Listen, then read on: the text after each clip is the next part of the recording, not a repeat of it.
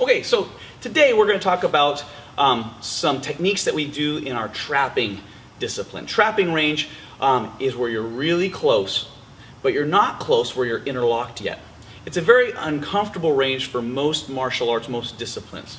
Most of us are comfortable in punching and kicking range or grappling range, but it's this in-between position where you're not doing exactly either one. That's a little tricky. So what we utilize is a clinch, where we control the head and posture. From the clinch, we're going to do 3 strikes. We're going to do an elbow, we're going to do a knee, and we're going to do a headbutt strike. Today I want to talk about the complexity or the details of one in particular, which is the elbow strike. So I have Sensei Drew with me again today.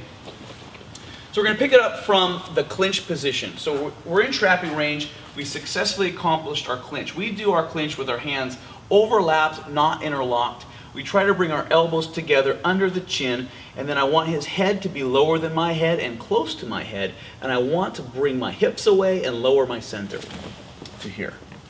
So this is the basic setup for our clinch.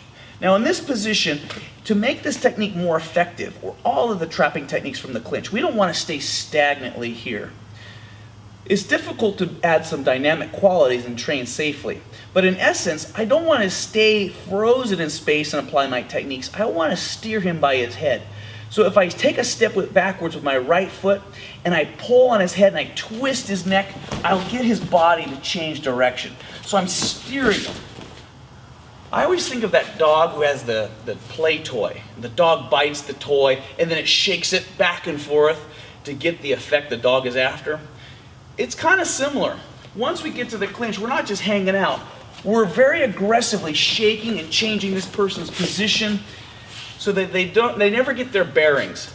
Our weight is heavy on them. It's hard for them to function in this world where they're getting shaken around. So, in the midst of all this shaking, we're going to do an elbow strike. Now, the elbow strike is very powerful. We're not after a tremendous amount of power. We're after a very fast event. So, we're going to treat Sensei Drew's head, or your partner's head, kind of like baseball. So hopefully you'll keep up with my analogy. I'm going to be 3 players in the baseball arena. I'm going to be the pitcher, the catcher, and the hitter. So the first thing I'm going to do is I'm going to pitch his head away from me. It's really hard to hit him with an elbow with his head still connected to my body. I've got to send his head away from my body. So my left hand is my lower hand. It makes it easy to catch him with. So if I take my right hand out of the picture, you'll see that to pitch him, my bicep is going to strike at his head and send his head away. But the hand behind his neck is still catching. So this would be the pitch and the catch. One more time from the clinch. We're moving around dynamically. When I feel that the opportunity is right to do an elbow strike, I pitch and then I catch. Now this elbow is not going to wind up and load. Once I pitch catch, it's going to be a hit. This elbow comes this way to strike. And I immediately resume the clinch.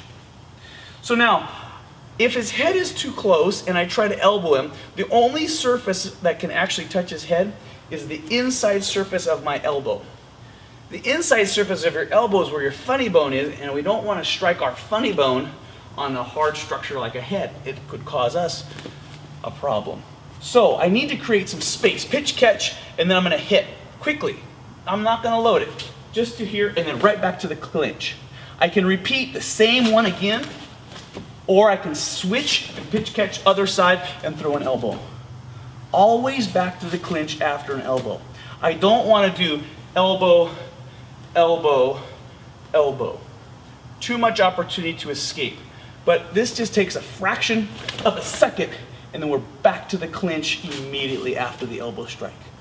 So now, with the shaking, the craziness from the clinch, with a quick burst of an elbow, it's a very difficult place for your opponent to be in a self-defense scenario. You don't need to get hit hard with an elbow. They're very powerful.